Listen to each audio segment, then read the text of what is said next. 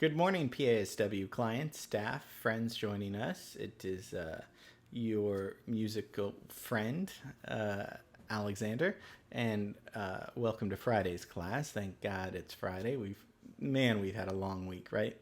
I mean, I've given you guys some really tough stuff, and including a homework assignment, which I'll reiterate at the end of this class. But I was thinking it would be good for us to do a music listening class again, because last Friday's was so, at least for me, it was so great to hear your guys' responses below and to just hear your thoughts and feelings about the piece.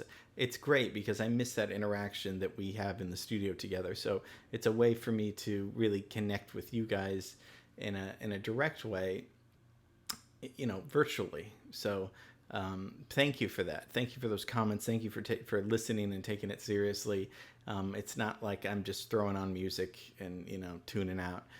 It's music that's very special to me, obviously, and special to me that I want to share with you. So last week we listened to Raichu Sakamoto's Tongpu and the piano four-hand piece, and this today we're going to be listening to something a little bit piano, but a little bit softer. I don't want to say sad, but relaxing, a little bit more relaxing. This is a piece of, well, before I go into that, let's talk about the composer. The composer is still living today, and he's mainly known for his piano pieces, and we're talking today about George Winston. George Winston is 70 years old and born in Michigan, but grew up in Montana and Mississippi and Florida and all around. And he's it's hard to classify because people would classify him as his music as new agey, but I don't think that that's correct. It's not really jazz. It's not really classical. Again, I always like to pick these pieces where it's a little bit gray and hard to describe, because that's interesting, right? It provides discussion for us. So he's a super, really successful composer who's just sold millions of albums primarily with his solo piano music. And you'll see why. It's very, very relaxing, thought-provoking, introspective, without being boring. And so the piece I'm going to be playing for you is from his album December that came out in 1982. And we're going to listen to the opening track of that. It is called Thanksgiving. And that's the song we're going to listen to today. So before I play it, let's listen to his style of music is kind of described as, people call it rural folk music or folk piano. So I think that's a better description than New Age, because sometimes New Age can have a negative connotation. So folk piano, if you can imagine that sounds a little bit like, well, is it like, hillbilly piano? I don't, it's a little bit. But he really developed his own style of playing in the early 70s and was influenced really by the pianist Fats Waller and by the group The Doors. Yeah, I know that sounds kind of an odd, jazz piano and then rock music, but that's what really started getting him to listening to music by the time he was 12 or 13. After hearing The Doors, he wanted to play the organ, and then he decided, after hearing Fats Waller, stick to solo piano. So probably a good choice. I love the organ, but I think piano is a little bit more universal. People like that instrument more. So it's called Thanksgiving, and it's also interesting about this piece is that it's a 6-bar piece. There's just 6 measures in it. It starts off, as we'll hear, the chord progressions, and when you hear them, they're going to repeat over. But this is not minimalism where it repeats, but they're just 6-bar increments. And when he sets it up playing the left hand, the first 6 bars, he's going to keep playing the left hand for those 6 bars and then start playing another melody. So you'll see and hear what I'm talking about, because I want to play you a very cool live performance that he did. Usually I like to put in my own images because I don't want, I like to customize it for you guys, make it special for you guys. But this video in particular is really good, and his performance of it is very, very strong and cool. He's kind of a hippie. He, in concerts he'll come out barefoot, and he'll just, he's very informal, but seems like a very quiet, humble artist. And this piece in particular has changed my life in ways I can't tell you, because when I feel that when I give up at the end of the day, when it's just, not give up, but when I get depressed, and I know a lot of you suffer from depression and anxiety and stuff, and I of course do. This piece has given me so much solace and comfort, and I'll just put on this piece and kind of surrender myself to it, because it's so much full of emotion and pathos, and it depresses the hell out of my sister. She can't hear this song because it gives her a negative memory of, I think it was the first time, and she probably won't watch this, but I think she was 4 or 5 and she heard this song on the radio, and it was the first time that she realized she had an existential thought of, wow, life doesn't happen forever.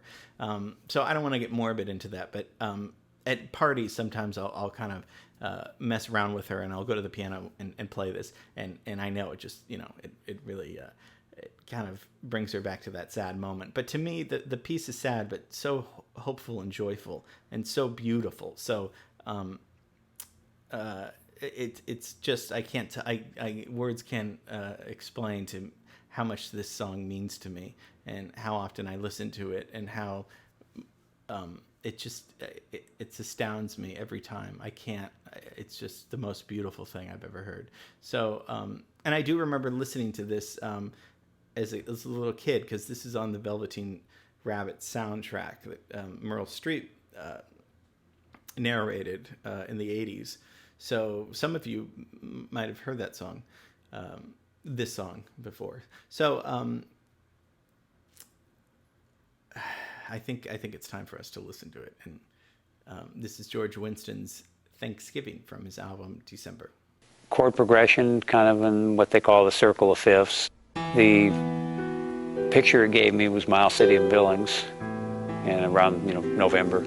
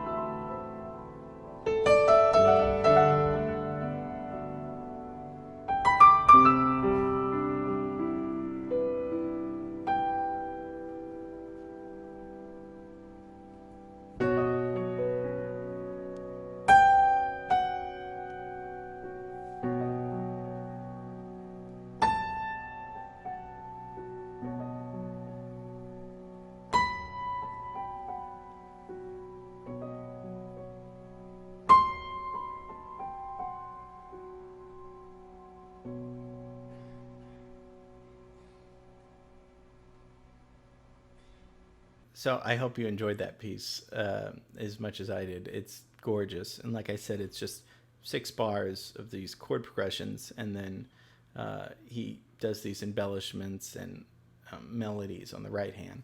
So, and that's him performing. So George Winston, beautiful soul, beautiful composer, and I hope you enjoyed that. I hope it wasn't sad. I hope you didn't get the feeling that my sister got. It brings me a lot of happiness. Okay, so like I talked about yesterday, you know, there's going to be an assignment because we did film scoring yesterday with John Barry and his Out of Africa soundtrack, and I thought it would be good to give you guys an assignment to and I'm reiterating from yesterday, just of finding a piece of music from anywhere on the web. Hopefully YouTube, because that'll be easier for me to embed it, and I'll import it into the timeline, and we're going to put it over this scene from Lawrence of Arabia that I grabbed. It's only a minute scene, but I want you guys to find music anywhere and send it to me. Put a link below this so I can just download the YouTube song, and I will edit the music to the thing, and we'll see if your idea works, and we'll talk about it. It'll be very fun. So I'm going to share the link, and I'll also show it right at the end of this class too. And over the weekend, just think about what music might fit. I did take out the music in it. If you want to cheat, you can go and listen to the music. It's one of the most famous movies ever made, but I would prefer it if you just came up with your own interpretation of, and you can see how much power you have as the film composer, how to change the whole, way of the movie by just going in a certain direction. So, okay. That's it. Hope you guys have a great weekend. Miss you. Love you. George Winston today. And we will, we'll see each other on Monday. Okay. Bye.